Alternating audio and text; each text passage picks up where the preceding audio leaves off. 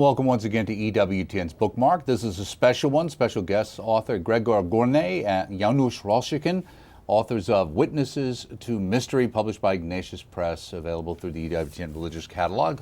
Welcome, Janusz, nice to EWTN's Bookmark, and also Grzegorz. And people will remember you from being on with Father Mitch Pacwa on his television show several months ago when you got to talk about basically Witnesses to Mystery. Yeah. First, I'd like to also mention, because there's a beautiful book called Trust in St. Faustina's Footsteps that you also put together, this book, and which, you know, since St. Faustina is so popular on EWTN and the Divine Mercy Chaplet is so popular and has really gone worldwide, and I always think of the first time I ever saw it actually being on EWTN, probably in the late 80s or the early 1990s. The two of you, is this the first time you got together? Because Janusz, you're a photographer and you're a writer. So how did the two of you come together, and how did at least your relationship as it started on the Faustina book, and then we can talk about the second book? We've met 10 years ago in Warsaw, and we discussed about possibilities to create a book together. Because before we published some highly illustrated books like coffee table books, but we consider that very important is text, so word and picture. And we discussed that all Poles knows Saint Faustina, but not many knew his way, how happened that he decided to be nun, how happened that she is most well-known Polish writer, because her book, Diary, is published in over 2 million copies, 17 languages. So the next Polish writer, Nobel Prize, Nobel winner prize, etc., 10 times less. So she is the most well-known Polish author. She, nun, who finished only 2.5 primary class school. Right. Only. So, and she wrote fantastic diary. Right. And she calligraph. Look, this Jezu, ufam Tobie, this the very famous. Right. She wrote personally. Jesus, I trust in you. And one of the things people will see in this book when they pick it up is not only her original writing that and see what it looked like, but also the beautiful pictures. Not only the great stories and the information, but the beautiful illustrations that these books are. And if they're not coffee table books, they can almost double as coffee table books, because there's so many beautiful images in here. One of the things I was interested in, because of what you just said, Janusz, is the idea also that even Sister Faustina, when she became a nun, she was kind of like what they'd have as the secondary kind of nuns, right? She would be doing the housework and the kitchen work, right? Those kinds of things. Yeah, right? Because before the Second World War, the nuns was the first choir and the second choir. Faustina, Helen Kowalska, her name, was very poor, and normally, because her parents had just very small farm, very small, 2 cows, and that's it. And she had to work for helping parents. You know, sometimes that was impossible to go to the church because they've got only 1 pair of shoes. So if somebody wants to go, no way. And when she decided to be a nun, fortunately the mother of this cloister tell her, okay, but you have to go to work. You have to keep small money just for necessary thing for you. And she worked in the Lipschitz family, half Jewish, half Polish, because in Poland before the Second War, half population of Jewish were live, so not far away Warsaw. And she spent it with this family 9 months, 9 months, and small amount money, just a few hundred zlotych. That was that time, I think, $200, something like that. And she, as a matter of fact, she promised this family that I keep you in touch, and nobody from this family was killed during the Second War. Nobody. So it's something unbelievable. Yeah. One of the things in looking at the book again is, and I would think, and I don't know, there certainly are pictures in here that I have never seen.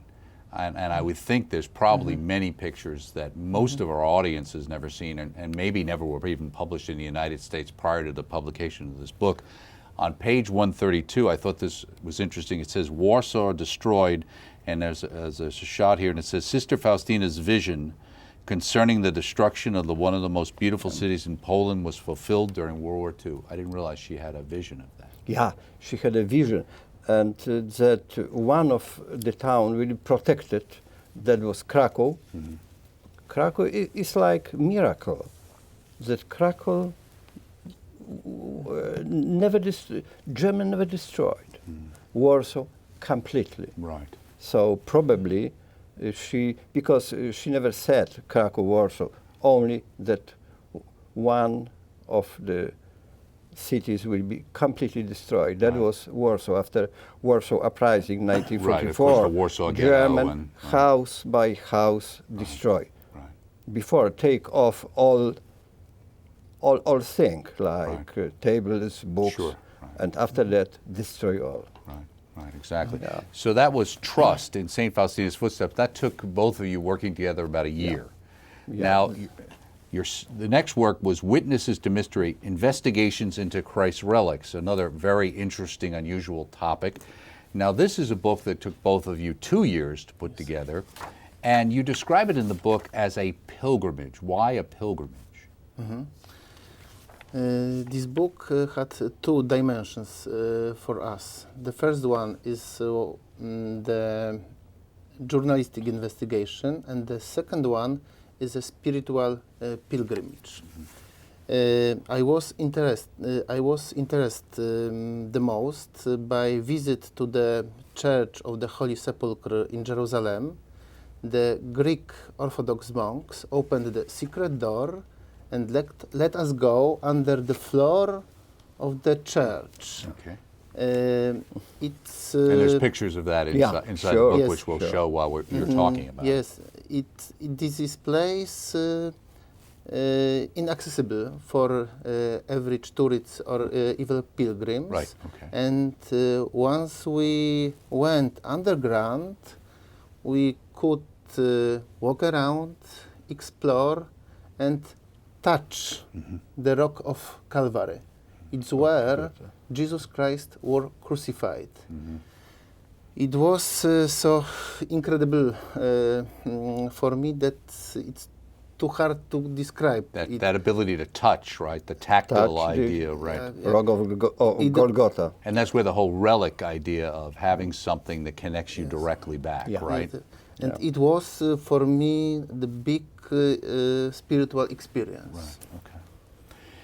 I thought it was interesting too, because of both of you from where you're from, that in the prologue you talk about the fact that every person on this planet leaves behind him a material imprint of his existence. And so did the man who arguably exerted the greatest influence on the history of mankind, Jesus Christ. Indeed, even our calendar is shaped according to the date of Christ's birth. This is what I thought was kind of interesting, and maybe from your perspective. Despite the attempts once made by communist propaganda to convince us otherwise, there is much reliable historical evidence, both Christian and pagan, that confirms the existence of a Jewish teacher called Jesus of Nazareth who lived 2,000 years ago. So because you lived through that period, is it more important to you to be able to reconnect with the historical Christ in that way? Because there was such an attempt under the communist regime to kind of stamp out that belief? Yes, because I was born in 1942, so I remember all communist time, and many philosophers, many scientists said Jesus Christ is a legend. Mm-hmm. But not only in Poland, but also in many European countries, philosophers and scientists tell that Jesus probably is not really a real person. And in 19th, 20th century, that was quite popular theory. And we decided to visit and to touch, if it's possible, many relics and tell through the relics Jesus Christ, that was a real person, a real Messiah, who was crucified, and after 3 days he was resurrected. Rose from the dead, right? Yeah. So, and we decided to start our pilgrimage from Jerusalem, because this is a source of all relics of Jesus Christ. And we prepare our plan in Jerusalem, look for where are some pieces of some relics written in the Gospels. Because we studied the Gospels, and we decided, okay, Jesus had a robe, right. And where is this robe? Right. Because it was completely clear for us that especially after resurrection, the apostles had to keep and protect all remains of Jesus. That was for sure for us. Right. And there's the book Because about that's human this. nature. You almost kind of say that's we're built to preserve things and hold on to memory things. Many letters of my father, grandfather, grandfather. My wife has. Yeah, because it connects you, even though, right? There's a connection there. In the family, sometimes there's some pieces of I like relics. So right. So it's a big tradition, a Christian tradition. There's some also. there's some of the ones, the Shroud of Turin, and ones that people are a little more familiar with. There's some interesting ones that I had never even heard of. We can talk about. One thing, though, that you say yourself, during the Middle Ages, relics were misused and forged. Europe became littered with a multitude of fake relics, which had been sold by corrupt partners along with indulgences. Then you go on to say, does not the presence of numerous forgeries, however, suggest the existence of an original? Okay, but if they reproduce relics, must be an original, because if not, what reproduce? So, and of course, in the Middle Ages, they produce, especially in the Holy Land, many relics, but also we've got many relics, the second level. So, when they produce a copy of the relics, just touch the original. Right. And that does officially, that is not original, but this piece of material, second class relic. relics. Relic, right. Like now, we also have got. There are many new saints. Yeah, John Paul II. Right. So And even Pope Francis is. Pope Francis has had a also, lot of this So response. we've got many relics, and the relics in our culture, in our civilization, are very important. So we look for, in this book, we decided to look for originals. I thought this was interesting too, and this might relate to you, Grzegorz. Almost everywhere we went, we were confronted with the same remarkable phenomenon. These relics seem to attract the attention of academics more than that of religious devotees. Devotees, why? Yes. While I'm here, I must mention the American scientists. They did the most precise and expensive research on the Turin Shroud in history. They are formed a team of American scientists, STARP. This stands for Shroud of Turin Research Project. and they did the research on the pollen, on the fabric, on the blood, and many more. And they published 28 different scientific papers, which improve that the Turin shroud is a genuine relics of Christ. And in all world, there are many teams of scientists where proved the relics of Christ. And this is not my opinion. This opinion of many scientists in all world. This. Right. You say here, we tracked down these efforts more as investigative journalists than as pilgrims. We spent more time learning from scientists equipped with highly modernized machinery, which is what you're saying, than we did listening to the stories of religious believers, past or present. Yet it turned out that these two perspectives often found common ground. What was the common ground?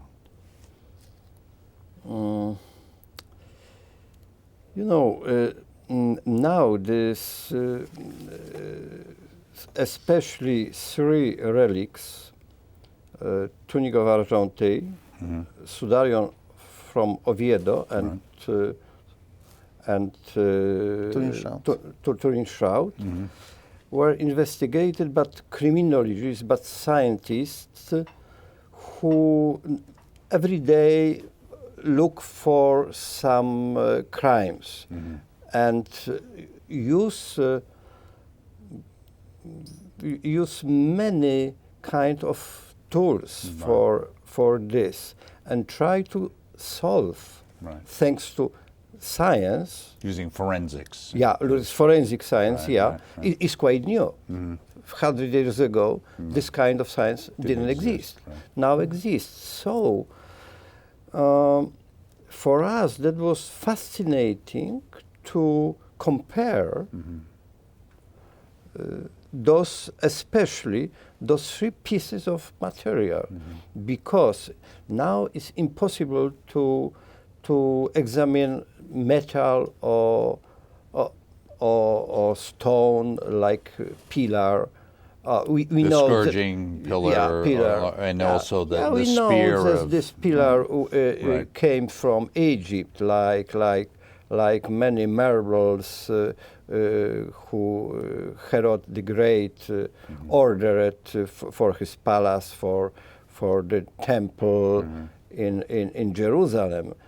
But we know only this, that this pillar is made from Egyptian mines. So that's it. But talking about materials, we have many information, and it's possible to compare physically. Of course, we don't compare physically, but if we take a picture of those three relics and we put one by one on top of each other.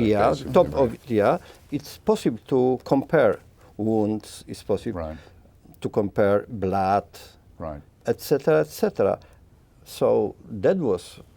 What was interesting to me, because one would look at it and say, well, you've got this one over here, and this piece that's kind of like a shroud, and this is like the headpiece over here, and somebody would say, well, how could there be all of these different kinds of pieces of a shroud? But I think what you mentioned here is also the fact of the Jewish burial rites, where there would be these multiple layers that would actually be used normally, right? For example, Sudarium of Oviedo. This is the burial cloth, but different than others. Jews believed that life is in the blood, and they put the linen veil around the victim's head to stop the bleeding. And this linen veil is so-called in Latin sudarium. Why? Because each drop of blood had to be buried with the deceased person's body. And this sudarium is located now in the Cathedral Saint Saviour in Oviedo, in Spain, and this sudarium was examined by a team of Spanish experts in criminology, in forensic medicine, optical science, archaeology, anatomy, genetics, physics, chemistry, etc.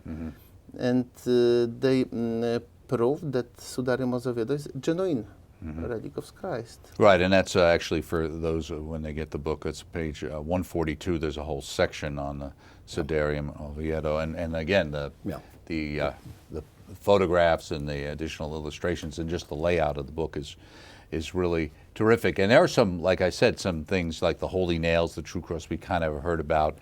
There's the Holy Coat of Trier. Yeah. What is that? I never heard of that before.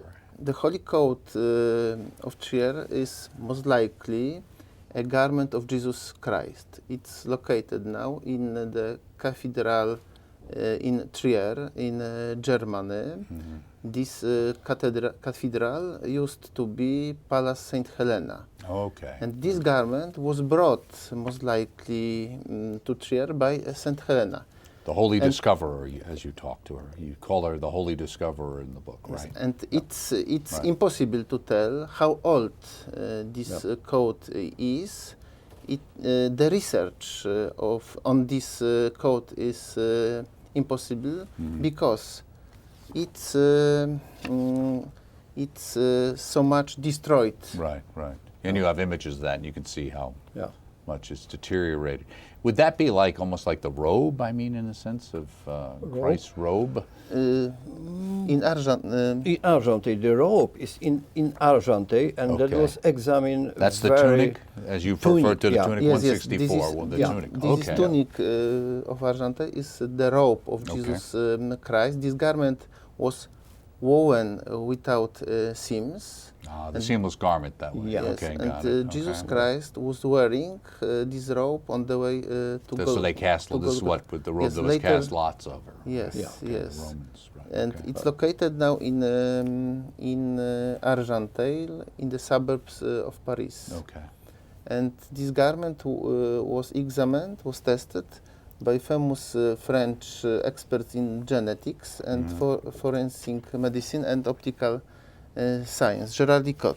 Yeah, Licot, Professor Gérard Licot, a member of the French Academy of Science, and his friend now, he died 10 years ago, Professor André Marion, the optician. And Professor Gérard Licot tell us that he spent hours, days, and millimeter by millimeter, he examined this tunic of Argenteuil. He tell us, I'm atheist, but agnostic, but this tunic is from the same person who was covered in the tomb of in Jerusalem, who is covered by Turin shroud. I see. Okay. Because so there's a he connection compare there. Okay. pollens, he compare the blood, he compare wounds. So, and wounds are in the same places. Right. So, and he tell you it's 100%. He tell us, I don't know that was Jesus Christ or not, but the Right. same There's a connection there person. between those two. Yeah. Right. His Now- connection to the Gospel, St. Right. John.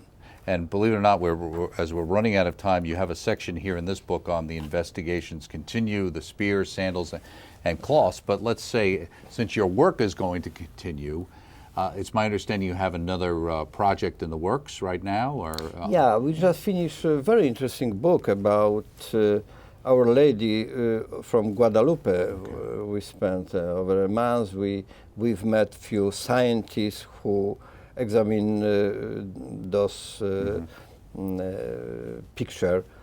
So, and we've got some plan, but now is a secret. Sorry, but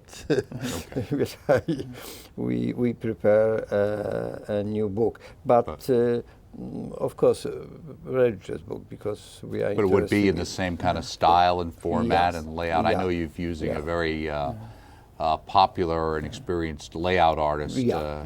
That very you've worked fantastic, fantastic man, Maciej Right. Marchewicz, and we published 9 books. with. Right. And we want to write a new book about development of divine mercy in the world. Oh, great. Okay, great. Yeah.